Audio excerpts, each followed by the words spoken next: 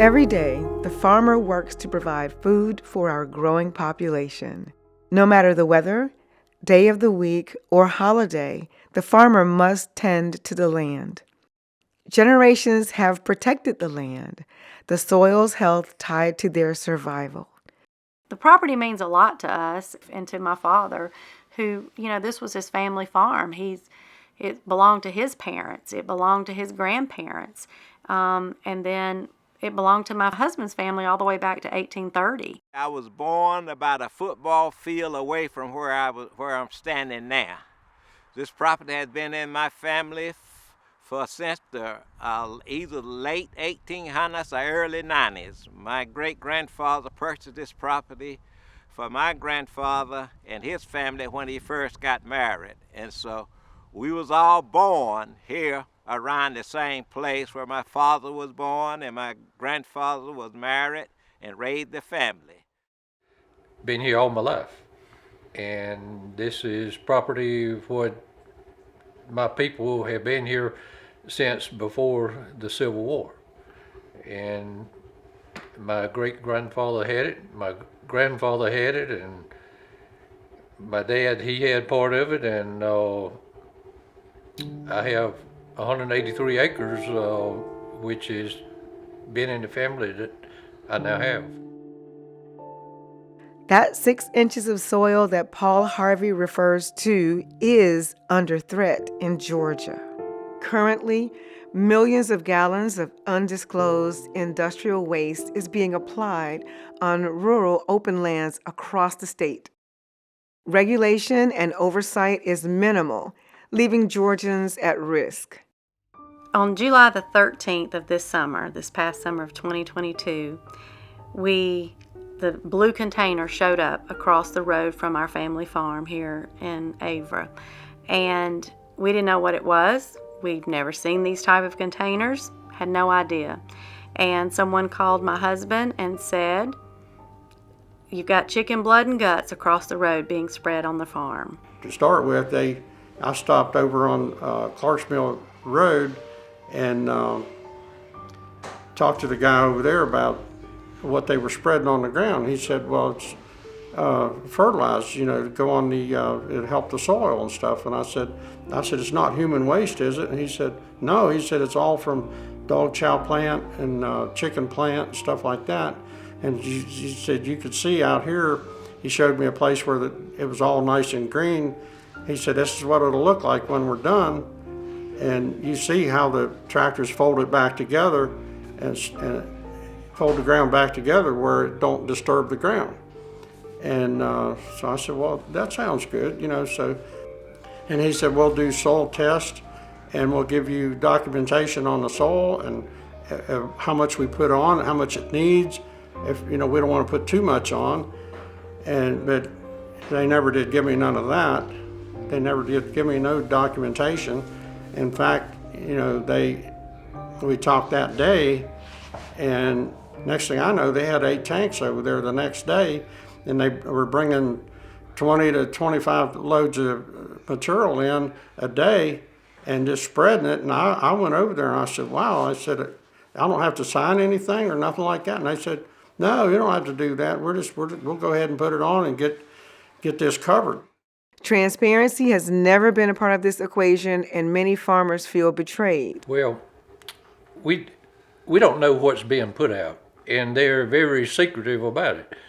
And I talked with the guy over the phone, which owns this equipment, and he told me he's an engineer, and anyway, he's putting this stuff out. Well, it's just a quarter of a mile down the road, and I'd kind of like to know what's being put out here in our vicinity. So I asked him, I said, "Could I have a sample of this stuff to have it tested and where we can know?" And he said, "Oh no." He said, "You might tamper with it or change it or whatever." I tell him, I said, I tell you what. I said, "We get a sample and me and you both go to the post office." I said, "We put it in the mail, send it off." And he wasn't into that neither. So it just tells me if they don't want us to have a sample and know what they're putting out, I believe they're hiding something. He also had told Jimmy at that same time that he would email him, a copy of what the analyzed report. We never saw that email. I don't like being taken advantage of, and I feel like I'm a fool for what I did, letting people do that to me and stuff. And it's something that, we worked hard for our money, and I'm 74 years old. Mom's 94, and I don't know. I don't know how people can do that. And then plus, all the stuff that they said they was going to do, they're supposed to level it back out, but they putting stuff in there and it's supposed to be covered up. It's not done. They haven't done nothing they said they were going to do. They come in and hurry up and put 20 to 25 loads a day in.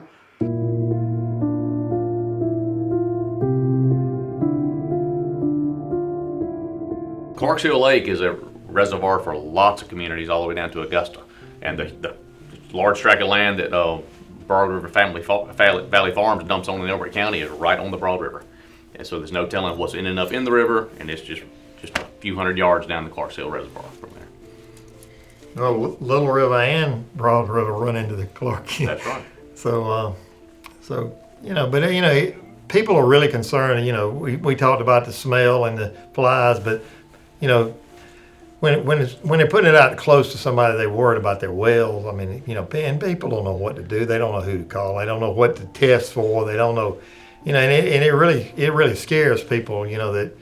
That there could be, something put there that, whether it is or not. Having that fear and having to worry about that, is really concerning to people that really are living in a place where they don't think they're affected by something like this. But when you're bringing millions and millions of gallons of something to right next to somebody's house and not far from somebody's well, it scares it. It scares them a lot. On that side of the road, here's my property, and this is the runoff. Yes, it's raining. This is the same hole where I got the sample from before. And as you can see, the runoff is directly on my property.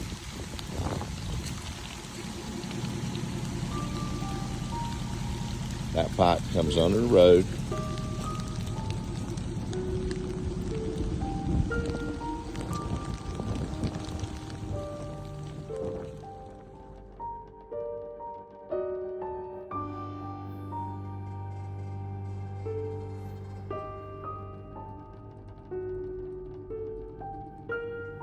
Within probably 2 days of the waste being spread out on the ground, buzzards appeared. And we know buzzards eat dead, rotting flesh. They don't eat fertilizer. They're not out there just to, eat chemicals. They eat dead, rotting flesh. So we knew it was not good within the first few days of the waste being applied, because the field was covered with buzzard. And the smell immediately, when they started putting out the waste, the smell is unlike anything you've ever smelled before. It's just a putrid, horrid smell. And the way our farm is set up, the direction that it is in from the farm that was receiving the waste, the wind blew that smell directly onto my father's farm and almost directly into his front yard. And so, as a 79-year-old man who's retired, who is also disabled, him sitting outside, enjoying his farm, looking at his cattle, his livestock, just enjoying the day, he could no longer do immediately because, number one, the smell. That was what happened first. And like I said, we saw the buzzards, they appeared. And it was probably not too much time went by and the flies started. And we're not talking, a few flies that are a nuisance. We're talking, it became a plague of flies. You could not sit outside without the flies. It wasn't just like a regular fly that you can fan away. It was groves of flies. And it was very uncomfortable. It was uncomfortable coming in because the flies got in the church. And then we come back, probably another 6 months, we had an event outside. And this was right at the height of it. And it was extremely uncomfortable. We had fans that could move them somewhat, but the fans didn't even move them. And that was, and I've heard about this, but never to this magnitude. I mean, in South Georgia, you hear about the gnats or what have you, but here I've never heard the flies the way they were, not knowing they were attached to this waste or whatever it is that they were distributing, and it was just uncomfortable. But not only was it uncomfortable, it was inhumane in my eyes, because it was disturbing a place of peace, a place that we came to worship, to enjoy each other, and that was disturbed by that distribution. We didn't know how to get in touch with anybody to really represent us, so we had to deal with it. And my wife, she wasn't able to sit out on the back porch or anything, and even when I came out here in my yard to work, to do some repairs and try to do work, flies was all over me. The fly infestation, or whatever you want to call it, became so great that they even traveled 3 miles into our little town of Avra. People there 3 miles away couldn't even grill out anymore. It was summer then, and children, were out of school. They couldn't play outside. One of the residents in town, he talked about his little girl would be outside playing, and little girls, and they would come in, and the flies were so bad they would be in their hair, and the mother would be having to wash their hair and comb them out because they would just get tangled in their hair. Animals, outside animals can't get away from flies, and now you've got a lot of trucks coming in and out during the day, and we're not talking 1 or 2 a day. We're talking multiple every single day for 69 straight days. There was one day, I took one full day from like 8 o'clock in the morning. I quit at 5 o'clock because it was time for me to feed up and, look after everybody. From 8 to 5, I counted 32 trucks that were going up and down this road. 32. If it was a good product, they would be spreading it closer to the, where it's generated at. Plus, they wouldn't have to pay people to take it. I mean, it's just that simple. When you putting it on a truck and hauling it 100 miles just to get rid of it and just to dump it. Why does Warren County have to take waste generated in Hall County? Yeah, that's just, it's a problem. Like Sam said, why are they hauling it so far? I mean, the cost of fuel alone is very, very costly in those big trucks, and they paying somebody to take it. As they always say, if it's too good to be true, and it sounds too good to be true, it probably not that good. All of these soil amendments are being derived from various types of waste products, but many, if not all, of the people marketing soil amendments at least imply, and if you look at their websites in some cases more than imply, that you're going to get nutrient value out of using their materials. It'll help your stuff grow greener and thicker and whatever. That's a little contrary to the intent and the letter of the law, let alone the spirit of the law. The mystery of it, the unknown of what exactly it is that they're putting out, because that's that's been something from back in my days with EPD. You never really. I was telling Lee, y'all may know this, I worked my first complaint when I was with the state with EPD in 2009. So yeah, Edward County's been battling it forever. And so yeah, the odor and the flies and everything, but also I think what people are most concerned about is what is it? It's been touted by some of the haulers and other players involved as a fertilizer. It is not. It is not. In fact, not managed, it can be very harmful because it can raise the pH in the soil. It's defined. That's, if it raises the pH in the soil too high, it's dead. Nobody knows because nobody's there to test or to check. We call it Georgia's dirty little secret because that's exactly what it is. It is a process of taking industrial waste, reclassifying it as a farm product, and applying it indiscriminately throughout Georgia without record keeping. And that is leaving Georgians at risk. And currently, especially since ag is the #1 industry in Georgia. Ag comes from our rural communities. I think this is directly in conflict with that industry, and we have to be very careful as we move forward to make sure we're regulating it and that it's actually safe. And I don't think we've even come close to answering the question, is it safe? Because the ag department refuses to even ask the question in the first place of the haulers. There seems to be sort of fuzzy definitions of what a product is when they say soil amendment, and it's very concerning because people that are engaged in this kind of activity where they're treating the land, for the most part, I think know what's really going on, but the language has been made vague. In fact, if you try to look up the definition of soil amendment, it basically says you can add anything to the soil that improves that soil and makes it better. I mean, talk about being vague. Anytime that you have a product, and I'm going to be specific to this one, in this case, it is chicken renderings that we're referencing, industrial waste chicken renderings.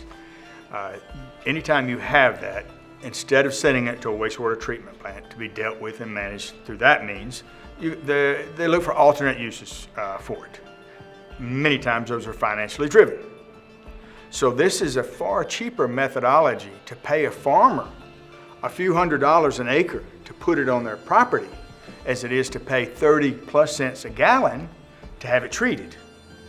So it is a cost avoidance first and foremost before it's anything else. So you can say also, well, it's trying to take a waste product and find a beneficial use for it. Well, let's explore that. That's fine. But let's not hide behind the fact that the first and foremost is cost avoidance. And if we can couple the two together, then we got a great marriage. But I think myself, with my background and experience, and I know that I would want the land branch to validate that the material going down is in fact suitable for land application. Resolution of this issue is critical. The lack of oversight is hurting rural Georgians. Enforcement against bad actors is crucial, and loopholes must be closed. I used to use the term all the time. The best plan in the world never survives the dumbest guy on a bulldozer. And this is similar. The best supposed application is not going to survive the guy out there on the tractor or the injector or whatever they're using, who just need to get a little bit more down, and this is a hard turn to make. Little things like that, little things add up to big problems. Regulated, watched, done right, certainly something that can be useful in Georgia. Yeah, if this is going to stay with the Department of Ag, we'd like them to at least notify us. When is it going to be coming into our county? Where is it going to be applied? Have they done the soil test? Do we know what the absorption rates are? And so at least they could let somebody within our county, either our code enforcement or our extension agent, help them. They can get out and make sure they are applying it correctly. They're not applying it in a rainstorm. They're not applying it when it's running off into a creek. Just let us help police where the Department of Ag says they don't have the manpower to do so. Let us help. Yeah, I think that would be one of the best ways to do it is let's be partners. We partner with EPD for soil erosion plans. We do that and help EPD and make sure those things are done correctly. I think this is another area we could do that. Like Lee said, let a code enforcement extension service, somebody know. And then if it's not right, we could do a stop work order, call Department of Ag, and then they could send somebody to do all the follow-up investigation. We could combine efforts to help each other out. Because I've seen, it's raining and they're out there putting it down. The rules say that you're supposed to be put down, injected, and then dry within an hour. Well, if it's raining, that's not happening. And if it just rained 3 inches within the last 24 hours, that's not happening. And I've seen that's when it's continuously being put down because the trucks never stop. Like Sam said earlier, everybody knows what those trucks look like now. They're constantly coming and going. Mm-hmm. So I think we just need some partnership where we're able to stop something, get Department of Ag down, follow up investigation, and see what we can do to try to control this, because like Sam said earlier, this red clay is just going to run off. It's not going into the ground. The methodology they're using is reasonable and has the potential to be successful. But at this point, the agriculture department can't even tell you where it's going down. They can't even track the locations because they don't have the training and resources to do so. You can continue to point out areas, not of deficiency, but of lack of resources. And unless the state's going to fund a massive expansion for land application in the agriculture department, let the folks you've already invested in do it. So we think number one, right to know, means that they should actually have to submit records of what they're up to, and that means the ag department should actually tell, especially the local municipalities, what's actually happening in the backyard. Second is that these need to actually be farms. If you are going to take this waste as a soil amendment, to amend your soil to make it better for a product, you should in fact be making a product. I am not aware of a single facility that has received this waste that is selling a product from it. I think they're all dumps. They need to not be dumps. The third one is the right to help. The ag department currently has 2 staff members for a program that we know has at least over 100 distribution points on this side of the state. We don't know how many on the other side. There's no way it's receiving proper oversight. Local municipalities want the ability to help regulate and to help give oversight to the ag department, and they should be awarded that. That is not a new thing, but it would be very helpful. And then the last is just to know that it's safe. We know this is coming from municipal wastewater. We know it's coming from dog and cat food and different aquariums and all kinds of different waste labeled with funny names so you don't actually know the source, and then being applied indiscriminately without proper testing. And we think it is imperative that proper testing be done on these soil amendments to prove that they're safe before they're allowed to be applied in these rural areas and communities. I'm always charged by persons who are willing to ignore humanity for any selfish gain. That is the antithesis of what we worship here as Christians. We worship a leader that was selfless, who died for us. So for me not to speak out against this would be the opposite of what I believe. We know this is spring water running through the earth, and we should not be worrying about where it is contaminated or not. So I'm asking the government for help us. You see our need, and I'm sure you have some land in the country too. Think about your children and your family when they go out there, or when you visit the country life. You know what I mean? So you should think about that. And as you know, being an old soldier who fought in Vietnam, so I like to think better of this country, and they expect this country to do better. We live on a hay farm in Oglethorpe County, and we love it. Our neighbors are friends on all 4 sides. No matter where we look, we can see and hear cows. I repeat, we love it. Agriculture is Georgia's largest industry, and we need to support our farmers. But in this soil amendment debate, there doesn't need to be a winner and a loser. Let's examine the facts and look for better solutions. There's no right way to do a wrong thing. These issues are not about agriculture. It's not about farmers. It's not about the chicken processing plants. It is how do we protect the people in Georgia, and how do we create a more sustainable and healthier climate so that people can continue to prosper and businesses will want to come back and do business in Georgia. I don't consider myself an extreme environmentalist by any means, but I am born and raised up here in Oglethorpe County, a rural area. I love to hunt, I love to fish, and when I went down there to Sam at the little river, with the fish kill, I was amazed. Well, one thing with an EPD background, I've heard of fish kill, sometimes it occurs naturally. When I got there, it took me about 30 seconds to say, well, this isn't a naturally occurring fish kill. I see fish of all sizes and varieties, and I was amazed at the health of Little River before that. and how much fish. It was a beautiful place. And I think there's some little kids' toys down there in the sandbar up under the bridge too. And so from a hunter's perspective or a fisherman's perspective, like, that's messed up. They just decimated this creek, this river that was really, really healthy. Hopefully it's recovered by now, but anyway, so I'm looking at it too from another point of view, just from a personal point of view now. Like, don't nobody want to be a victim of that, out there in your streams and rivers and whatnot. I like what Wendell Berry has to say. Do unto others downstream as you would have others do unto you upstream. We don't need to turn friends and neighbors into feuding Hatfields and McCoys. Let's find a better solution.